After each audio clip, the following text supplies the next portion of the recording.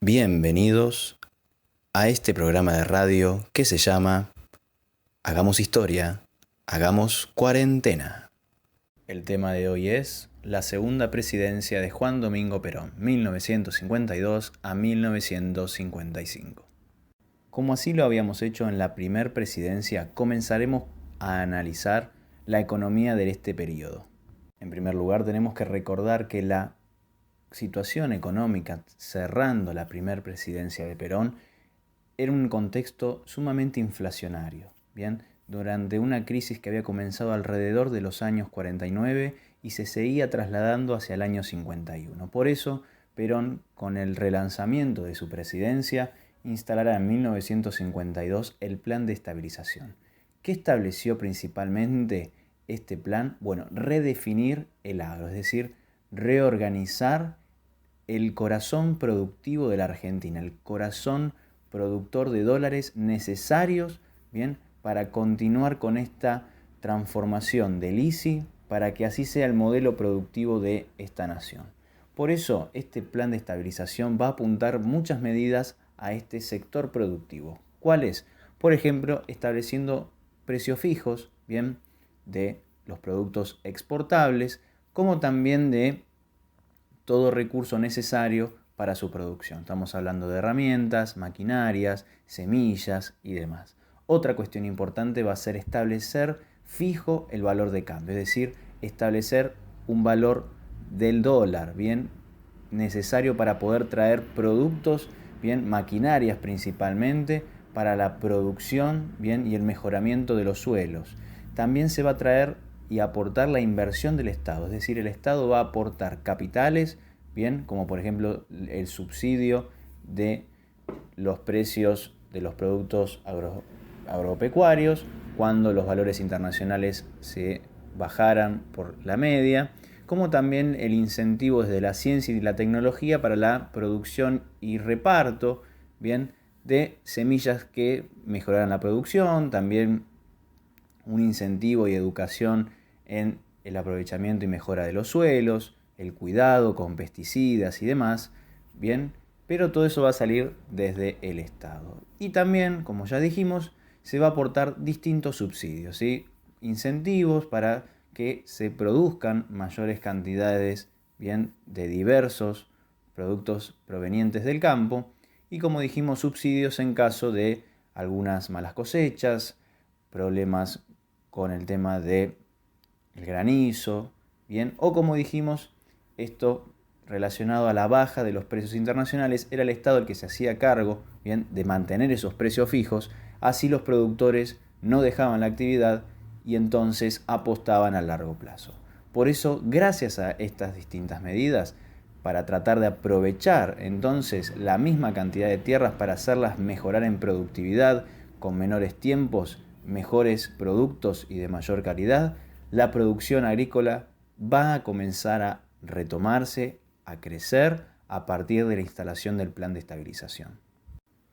Esta medida que antes habíamos visto con respecto al agro, que pertenecía al plan de estabilización, tenía que ver con otro paquete de medidas que eran mucho más ortodoxas. Bien, ¿cuáles eran estas? Bueno, la primera y más importante de todas fue la Comisión Nacional de Precios y Salarios. La creación de esta institución lo que buscaba era controlar bien los precios de los productos que no valieran más de lo que se estipulaba en esta institución, como también los salarios, que principalmente lo que se hizo fue congelarlos, es decir, que no tuvieran aumentos frente a la inflación. ¿Para qué se hizo esto? Lo que se hizo era para tratar de bajar el consumo. Si las personas ganan lo mismo, los precios suben, se frenan, bien, entonces el consumo va a ser menor, bien, como también desde el Estado, desde esta institución, se fomentaba el ahorro, bien, porque era una situación complicada del país.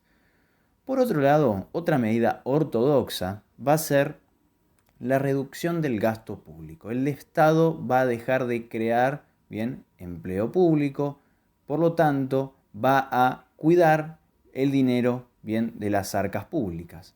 Todo esto, entonces, va a tratar de controlar esa inflación que venía creciendo. Y otra parte de estas medidas ortodoxas van a ser, entonces, las iniciativas, bien, que dijimos anteriormente, desde el Estado, bien, para aumentar la productividad, ¿sí? Principalmente de las exportaciones, para entonces hacer un ingreso mucho mayor de dólares al país. Uno de esos incentivos a la producción va a ser el lanzamiento del segundo plan quinquenal, que apareció en 1953 y se extendió a 1955. Este plan buscaba cambiar la estructura productiva de la Argentina, es decir, separar al Estado argentino de la dependencia del agro. Bien, ese problema que Perón había sufrido en la presidencia anterior, quería transformarlo y sacárselo como un problema, bien, que podía volver a aparecer a futuro. Por eso este segundo plan quinquenal trató de encontrar y crear en la Argentina una industria pesada. Pensemos nosotros que en la primera presidencia, como en los años 30, como así también un poco más atrás, se venía desarrollando y profundizando el ISI, la industrialización por sustitución de importaciones, que más bien apuntaba a la creación de bienes, bien, obviamente relacionados con la industria, pero liviana, es decir, bienes de consumo directo, por ejemplo, creación de hornos. Bien, ahora entonces teníamos que pensar una industria pesada que era la creadora de insumos industriales, como máquinas, bien, aceites, hasta incluso energía. Por eso esta industria pesada que va a tratar de crear este segundo plan quinquenal va a tener a tres ramas que fueron las principales: la petroquímica, la maquinaria y la siderurgia. La petroquímica, es decir, lo relacionado al petróleo, obviamente va a ser el Estado el encargado de profundizar, bien, el abastecimiento de energía, tanto de petróleo como de gas.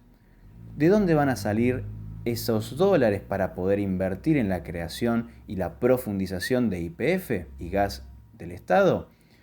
Obviamente va a venir de las rentas de las exportaciones. Recordemos que el IAPI, bien, compraba la producción de los agropecuarios a un determinado precio, que era obviamente inferior al que se vendía en el extranjero. Esa, bien, diferencias que las obtenía el IAPI, parte de ellas iban a ser destinadas a el aumento, bien, productivo de esta rama de la economía. Por otro lado, tanto la maquinaria como la siderurgia va a apuntar a la inversión de capitales. Sí, Perón va a abrir el juego a la inversión de privados en la economía argentina, cosa que no había estado tan de acuerdo, bien, sino que más bien desde el Estado él trataba de promover todo lo que eran las transformaciones frente a la industria.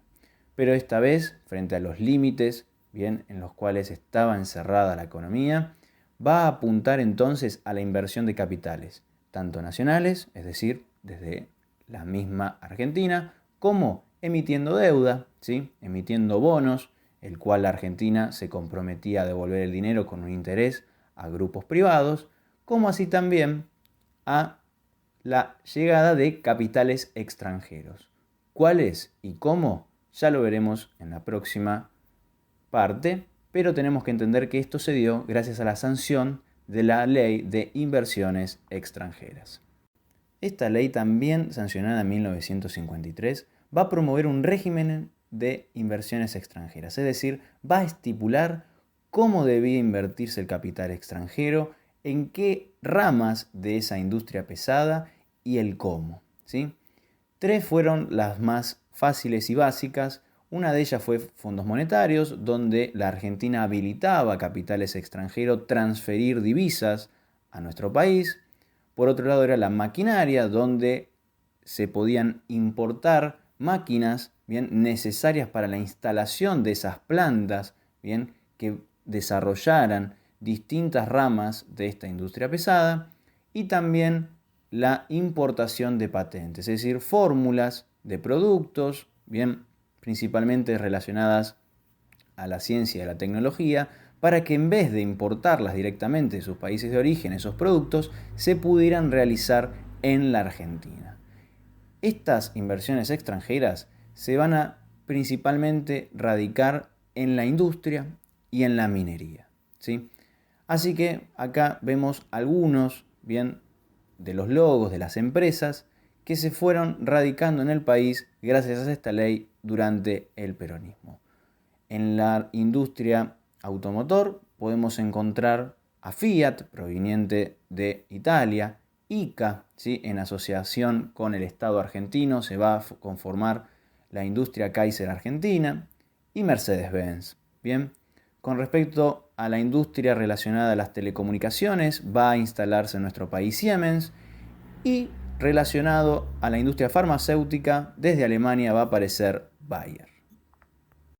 Este segundo plan quinquenal va a tener grandes logros, ya que va a empezar a aumentar las exportaciones, bien, donde incluso la Argentina va a empezar a exportar productos industriales, bien, hacia otros países de la región.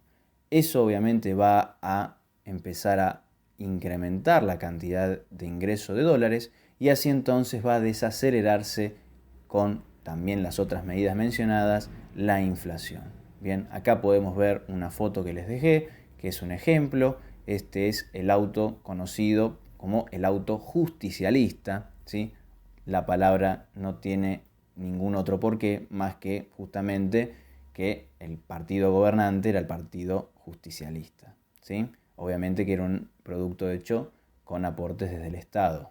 Bien, pero lo que tenemos que entender es que hacia 1954 la economía empieza a reencauzarse, es decir, empieza a volver a encontrar una estabilidad, empieza a aumentar el empleo, empieza a desarrollarse cada vez más esta industria, bien, tanto liviana como pesada, el agro está empezando a funcionar. Entonces encontramos así que hacia 1954 la Argentina estaba superando su complicación económica que había empezado en 1949.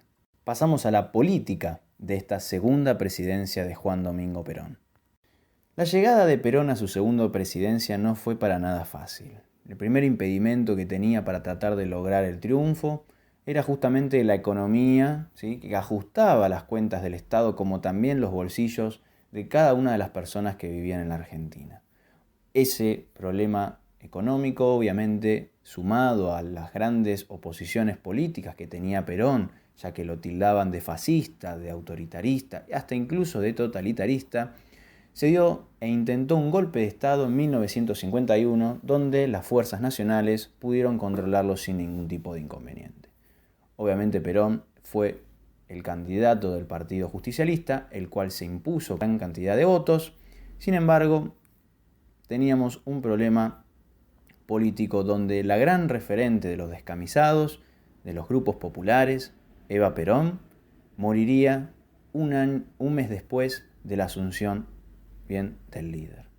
Esto, más allá del gran dolor que había generado en la política peronista, como también en la sociedad en sí, va a aumentar, bien, el poder peronista en la política argentina, como también enaltecer, ¿sí? Y glorificar la figura de Eva Perón. Durante esta presidencia el peronismo va a tomar una faceta mucho más abayazante. ¿Por qué? Porque la va a entender desde el Estado, desde el gobierno, como la doctrina nacional. Es decir, que el peronismo era sinónimo del ser argentino. Bien, por eso desde el Congreso se va a fomentar, bien, con distintas leyes, la peronización de la cultura, es decir, la ruptura, bien, y el avasallamiento de las instituciones democráticas, donde, por ejemplo, priman la libertad de expresión, la libertad de pensamiento y demás, porque desde el Estado se va a tratar de difundir y obligar que la identidad nacional, la identidad del Estado argentino, era igual y sinónimo al peronismo. La peronización va a tener distintos enfoques, distintas maneras. Una de ellas va a tratar de peronizar las Fuerzas Armadas, como adoctrinando políticamente a cada una de las fuerzas. ¿Cómo se estableció esto? Dictando distintos cursos, bien, en la formación de los colegios militares, para que esos nuevos cabos, nuevos militares, bien, adoctrinaran, ¿sí?, sus cabezas con las ideas y valores del peronismo. Una forma de entonces transmitir, obviamente por la fuerza, los ideales de Perón a la sociedad. Otra faceta que tuvo esta peronización fue apuntar a la educación, ¿bien?, donde obviamente se buscó un adoctrinamiento político. Estamos hablando de que se instauraron todo tipo de símbolos peronistas en la educación desde las escuelas primarias hasta las universidades. En las escuelas primarias, bien, como también en las secundarias, se van a instaurar y promover como lectura obligatoria manuales de textos peronistas, bien, donde existían representaciones, bien, tanto de Evita como Perón, para, por ejemplo, enseñarles a leer a los chicos de primer grado. O también se hizo obligatoria la lectura en los niveles más superiores del primario, como también en el secundario, el escrito más conocido de Eva Perón, que se llamó La razón de mi vida. Pero también en las universidades, lugares donde prima el conocimiento, también prima la política, pero las universidades obviamente tenían que ser adoctrinadas con las ideas de Juan Domingo Perón, del peronismo, ¿sí? Así que en las universidades de todo el país se instauró y promovió cursos obligatorios de política. No estamos hablando de qué era la política, entender cuáles eran los distintos partidos políticos del momento, cómo funcionaba el sistema electoral, sino más bien se enseñaban las distintas características, valores, fundamentos que tenía la doctrina peronista, ya que era una cuestión obligatoria en la enseñanza. Acá podemos ver un ejemplo, ¿sí? Un mapa de la Argentina, donde se está enseñando bien, a chicos de primario a conocer el país, a las distintas provincias que lo conformaban. Bueno, acá vemos un mapa de la época donde podemos ver cómo la política, ¿sí? La enseñanza y la doctrina peronista con el Estado era absolutamente todo lo mismo, ¿sí? La provincia de La Pampa, provincia que va a aparecer, bien, y va a transformarse en provincia con Perón en la anterior presidencia, no se llamaba La Pampa, sino que se llamaba la provincia Eva Perón. Y la provincia del Chaco, otra provincia que también dejó de ser territorio nacional y se convirtió en provincia en la primera presidencia, se llamaba provincia Presidente Perón. Vemos muy claramente cómo se trataba de adoctrinar políticamente a la sociedad, bien, instaurando esta idea de que el peronismo era la doctrina nacional. Acá vemos un manual el cual enseñaba a leer y veamos muy claramente donde se ve una intencionalidad política, ¿sí? Donde vemos a la figura de Evita, donde vemos, por ejemplo, los logros, bien, que el peronismo realizó con sus campañas, bien, por eso vemos cómo aparece la figura de Eva tan humilde, tan carismática, tan entregada, bien, a los niños y a sus madres, como también en la otra hoja podemos ver todos los logros de Perón y esa frase que dice y nos dará más, cuando más bien la educación tiene que hacer en las personas una manera de pensar, que sean críticos de la sociedad y que tengan sus propias ideas y adhieran o no, bien, pero acá vemos cómo había una intencionalidad obviamente notable de adoctrinar a la sociedad argentina desde la educación. Otra cuestión muy importante para controlar las ideas y así peronizar a la sociedad era con respecto a la comunicación. Ya vimos que durante la primera presidencia se había dado la censura política y acá en esta segunda presidencia esto va a incrementarse. Bien, primero con la sanción de la Ley de Medios de 1953 se van a crear distintos canales de aire públicos como el Canal 7 que hoy existe y también se van a expropiar diarios, obviamente de posturas opositoras, como por ejemplo un diario conocido de la ciudad de Buenos Aires que se llama el diario La Prensa. Y por último tenemos la peronización del aparato estatal. ¿Qué quiere decir esto? Que los empleados públicos, debían tener un compromiso ideológico, debían demostrar que eran adherentes al movimiento peronista. De lo contrario, eran expulsados, y obviamente quedados sin trabajo, ¿sí? Ya que solamente podían participar y tener un trabajo en la administración pública peronistas de, entre comillas, raza.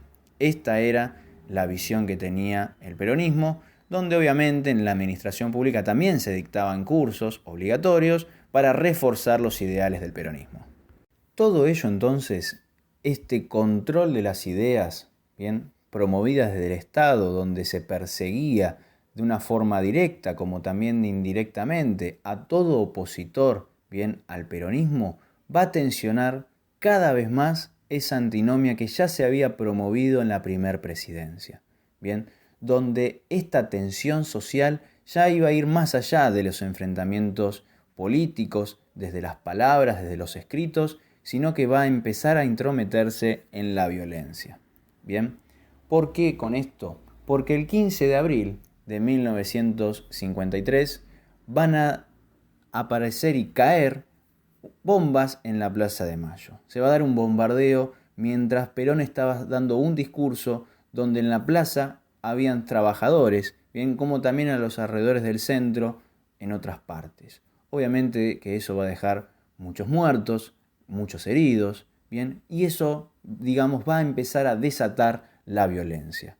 ¿Por qué? Porque esa misma noche representantes del Partido Justicialista, no estamos hablando de cabecillas, sino más bien peronistas, bien de los grupos populares, van a atacar e incendiar edificios de otros partidos, bien, de la política argentina, como del radicalismo, el comunismo y el socialismo, e incluso también de los grupos conservadores. Pero tenemos que ver que esto es un claro mensaje, un claro símbolo, cómo, gracias a las políticas dadas desde el Estado para peronizar y censurar a la sociedad, va a desatar la violencia de los antiperonistas con este bombardeo, que obviamente estaba grupos militares relacionados a esto, como también los grupos peronistas con estos ataques a los edificios de las sedes de esos partidos políticos.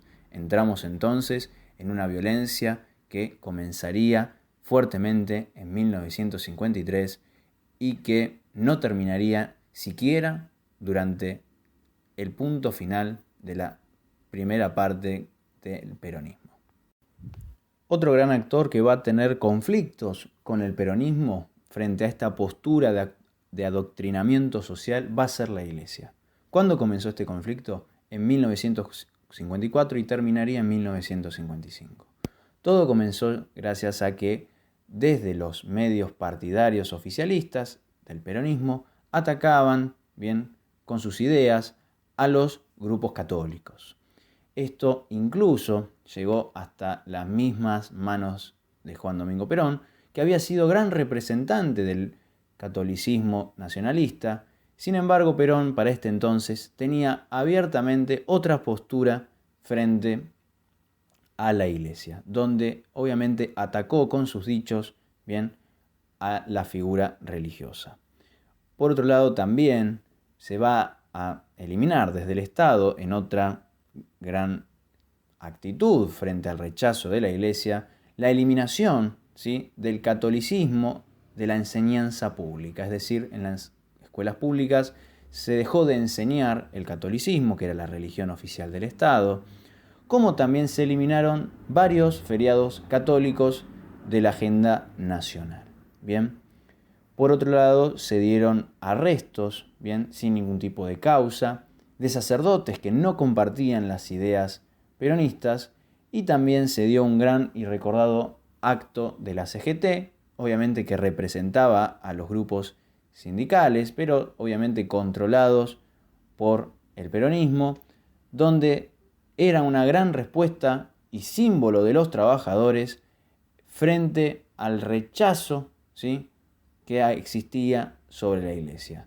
Por lo tanto, tenemos que entender que desde el peronismo se buscaba una intencionalidad de separar el Estado de la religión, como también otros autores lo que planteaban eran someter a las ideas religiosas al poder político. Bien, que esto tenía mucho que ver con el fascismo que se había dado en Italia.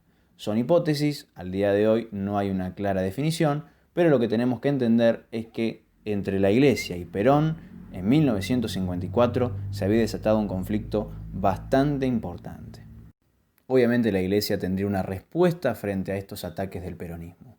Estos ataques, ¿sí?, fueron respondidos mediante los mismos canales, como por ejemplo escritos, bien, tiradas de diarios que estaban relacionados a la Iglesia, como así también, ¿sí?, apartados en las Eucaristías de distintas misas, donde abiertamente se hablaba de los ataques, bien, que recibía la Iglesia y una respuesta a ellos, pero también desde el episcopado se van a promover distintas acciones donde va a empezar a tener una cuestión mucho más política, ¿sí?, no solamente desde la postura de la Iglesia, desde el Vaticano, sino más bien una postura que empieza a encontrar a otros sectores de la política argentina. El primer gran símbolo donde se pudo ver esta idea fue la procesión del Día de la Virgen de 1954, donde participaron grupos que no estaban muy relacionados, ¿sí?, a las ideas religiosas, como socialistas y comunistas. Pero el máximo, ¿sí?, concentración de gente el cual representó este gran repudio, no solamente al ataque de la Iglesia, sino también a todo el avasallamiento que tenía el peronismo sobre las libertades de expresión, de pensamiento, control político, control de las ideas y demás, va a ser en el Corpus Christi del 11 de junio de 1955, donde allí van a participar todos referentes de los otros partidos políticos que obviamente eran censurados, perseguidos y amenazados por el peronismo. Estamos hablando de radicales, conservadores y también de grupos ateos, como también el socialismo y el comunismo. En el Corpus Christi, bien, frente a esto, se provocarán distintos incidentes entre grupos peronistas y antiperonismos. Por eso empezamos a encontrar hacia 1955, junio de 1955, un clima de violencia cada vez más, ¿sí?, álgido, que aumentaba y aumentaba. Todo este clima social entonces llevaría a un golpe cívico-militar que se daría en el 16 de septiembre de 1955. El 16 de junio de 1955, personas pertenecientes a la Marina y al Ejército bombardearon la Plaza de Mayo, así la Casa Rosada y otras zonas céntricas. Así podemos ver en distintas imágenes este saldo de 300 muertos aproximadamente y muchos y varios heridos.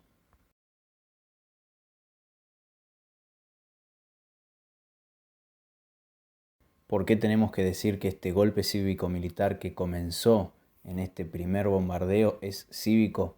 Porque tenemos por detrás una gran alianza de grupos antiperonistas. Los tenemos a las patronales, grupos de empresarios, bien, que han cedido muchas de sus riquezas frente a esos derechos ganados por los trabajadores y reconocidos por Perón.